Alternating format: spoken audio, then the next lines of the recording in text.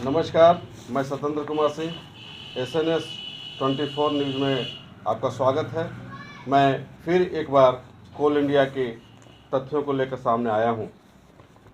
आज मैं बात करूंगा कि जिस कोल इंडिया को काफ़ी जद्दोजहद के बाद स्वर्गीय इंदिरा गांधी के प्रधानमंत्रित्व काल में राष्ट्रीयकरण किया गया था, उसी खदानों को पुनः धीरे धीरे सैने कॉमर्शियल माइनिंग के नाम पे निजीकरण की ओर ले जाया जा रहा है। यह हमारा या SNS 24 न्यूज़ का मंतव्य नहीं है। यह है ट्रेड यूनियन जितने भी हैं, केंद्रीय ट्रेड यूनियन के नेताओं का है। उन लोगों का यह मानना है कि अगर यही स्थिति बनी रही तो धीरे धीरे जिसे मजदूर हित में, देश हित में, राष्ट्र हित में राष्ट्रीयकरण किया गया था, उसे धीरे धीरे फिर से निजीकरण के हाथों सौंपा जाएगा या सौंपा जा रहा है। अभी तक जो स्थितियां बनी है उसमें 632 कोल ब्लॉक्स, कोल इंडिया के 632 कोल ब्लॉक्स को रखा गया था सूची में कि इन कोल ब्लॉक्स का हमें नीलामी करना है। हालांकि नीलामी या ऑक्शन महज 92 खानों का ही हो पाया है, जिसमें अभी तक मात्र 5 खानदानों में ही काम चल रहा है, क्योंकि जो भी ठेकेदारों ने, जो भी कंपनियों ने इस कोल ब्लॉक्स को लिया है, उसे काफ़ी दिक्कतों का सामना करना पड़ रहा है, उसे काफ़ी परेशानियां झेलनी पड़ रही है। इसलिए बहुत सारी कंपनियां कोल ब्लॉक्स तो खरीद ली हैं नीलामी में LB लेकर के, लेकिन उसके बाद भी उसे चालू नहीं किया जा सका है।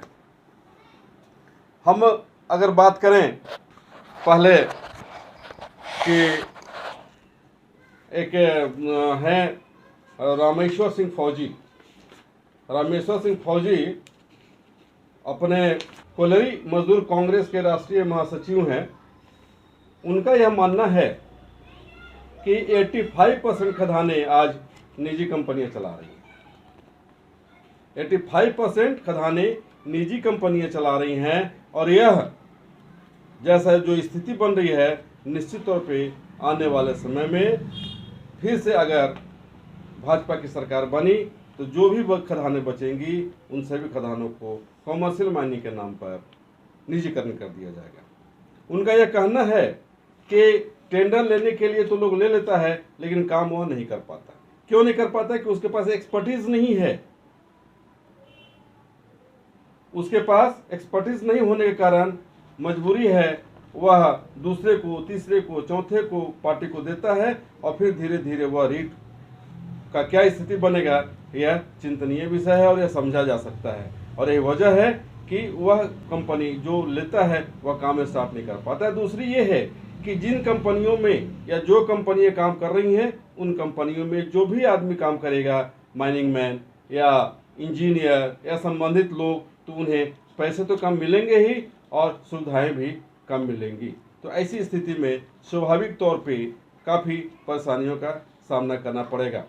कोल माइंस स्टार्ट करने के लिए सबसे पहले तो पर्यावरण से सर्टिफिकेट लेना पड़ता है, और उस सर्टिफिकेट के बिना कोई भी कोयला खदान नहीं चल सकता है। 16-17 खदानें CTO के बिना बंद हैं। नहीं मिलने के कारण, प्रमाण पत्र नहीं मिलने के कारण खदानें बंद हैं, तो स्वाभाविक तौर पे वहाँ से हम लोगों को या कंपनियां को कोयला का उत्पादन नहीं कर पा रही। तो आइए हम आपको बताते हैं और सुनाते हैं कि इस संबंध में रामेश्वर सिंह फौजी ने क्या कहा। आउटसोर्सिंग के माध्यम से निजीकरण की ओर जा रहा है।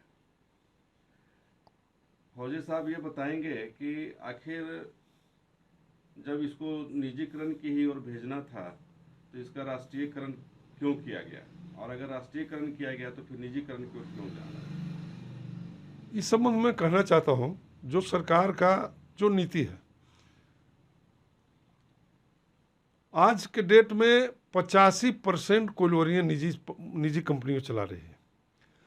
और मैं राजनीति तो नहीं हूं, लेकिन इतना बता दूं कि जिस तरह से निजीकरण को भारत सरकार बढ़ रही है। राजनीति नहीं होना चाहिए, लेकिन मैं सच्चे बात बता दूं कि 24 के इलेक्शन में अगर भाजपा की सरकार दोबारा आई तो 100% सभी कोलोनी को निजीकरण कर दिया जाएगा। आज जैसे आप बोले 92 कोलोनी में 5 नीलाम, 92 कोलोनी नीलाम हुआ, 5 चालू हुआ, बाकी चालू क्यों नहीं हुआ? सबसे पहले तो बड़े बड़े जो पैसे वाले धनाढ़ लोग हैं कोलोनी में टेंडर ले लेते हैं, उनके पास एक्सपीरियंस लोग नहीं है कि कोलोनी कैसे चालू करें, टेक्नीशियन नहीं है कोलोनी के लिए, ओवरमैन नहीं है, माइनिंग सरदार नहीं है। वो क्या करते हैं कि सेकंड पार्टी को कुछ कमीशन लेके दे देते हैं, सेकंड पार्टी थर्ड पार्टी को दे देता है, थर्ड पार्टी फोर्थ पार्टी को देता है। तो फर्स्ट पार्टी बड़े बड़े लोग हैं, वो ब्लैक मनी को व्हाइट मनी करने के लिए एकमात्र टेंडर लेते हैं, वो खुद काम करते नहीं, उनके पास काम करने के साधन संसाधन नहीं है। दूसरा जिसके पास साधन संसाधन है, कुछ कोलोनी को मैं नाम के बताऊं, आज 1.5 साल 2 साल पहले टेंडर हुआ, उनको टेंडर मिल गया। जब उनसे मिलते हैं तो बोले हैं वन पर्यावरण की स्वीकृति के लिए कागज दिल्ली गया है, हमें तो दिल्ली तो 10 बार आए। तो बोले इतना चढ़ावा देना पड़ता है कि जितना पूंजी लगाएंगे उसका 25% तो वही देना पड़ता है। उसके बाद आइए CTO, आज CTO लेने के लिए 6 महीने साल भर लग जाता है। आज CCL में कम से कम 16-17 कोइलवरी CTO के बिना आज 4 साल 2 साल 1 साल से बंद है, इस वन पर्यावरण के बिना बंद है, स्वीकृति के बिना।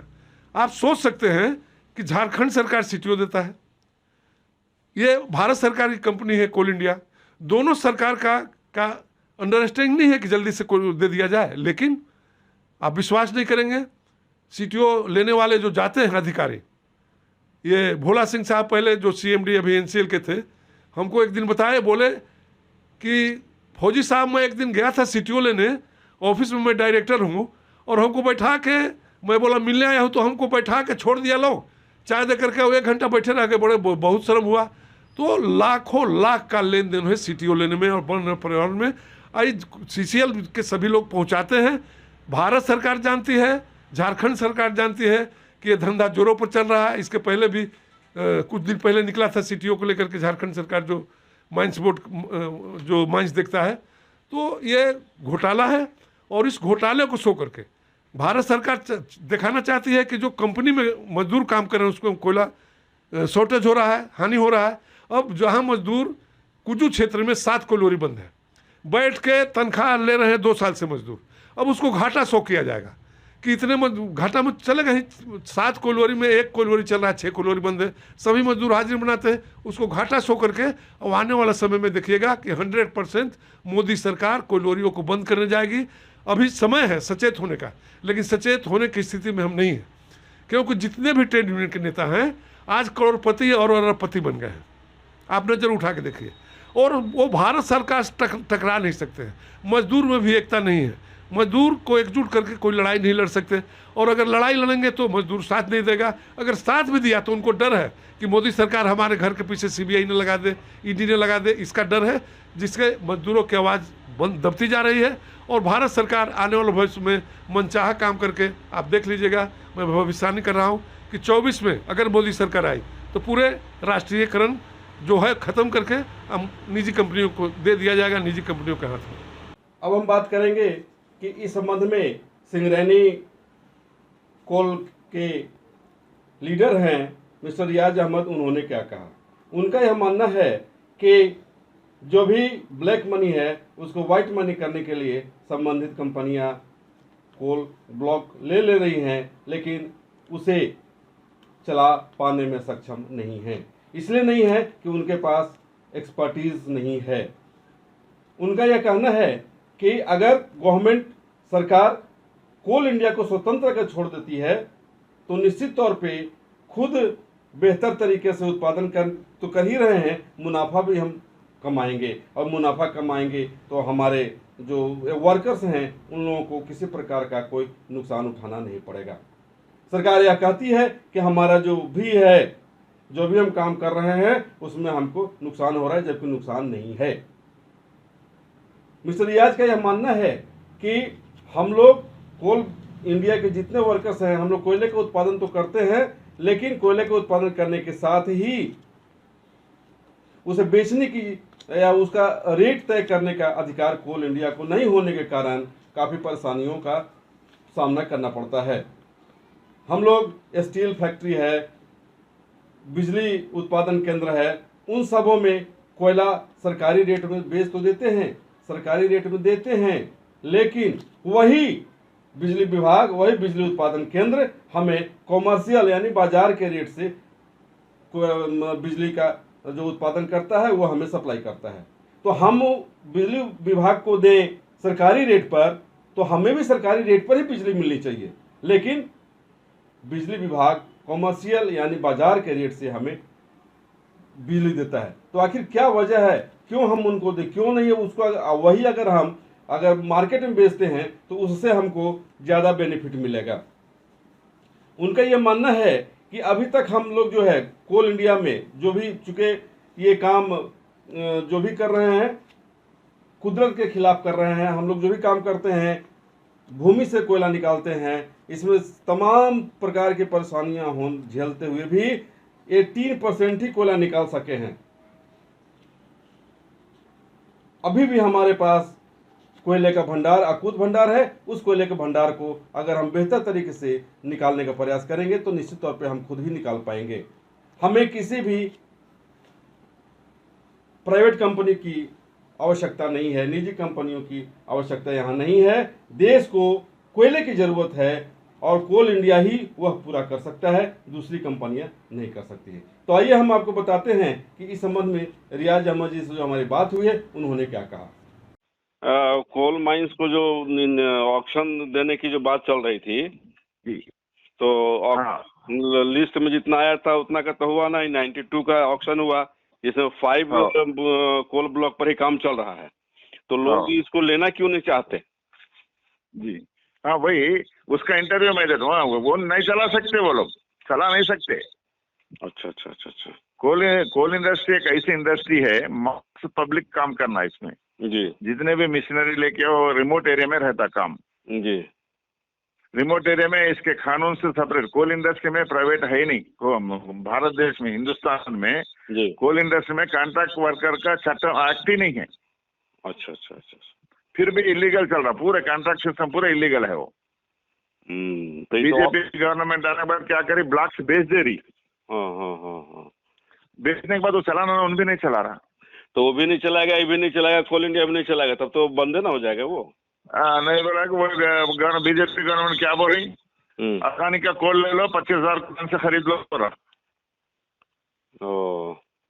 हमारे देश में कोल है, अपने जमीन में कोल है, अपने पेट में जमीन में कोल है, उसको निकाल नहीं सक रहे।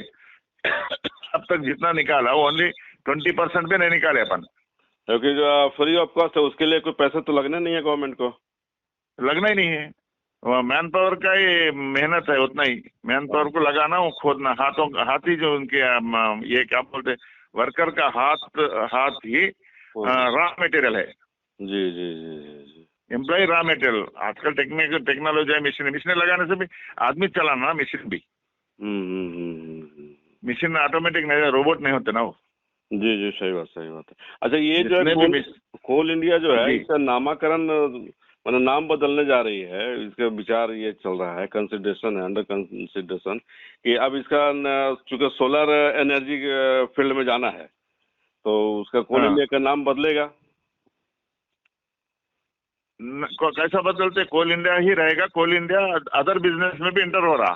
तू तेरा है सो बिजनेस कर भाई, ये करने हाथ नहीं हो रहा, फिर अदर बिजनेस में क्यों जा रहा? सही बात। देश को कोल की जरूरत है जी। ये पूरा व्हाइट कलर करप्शन साहब ये सब। जी।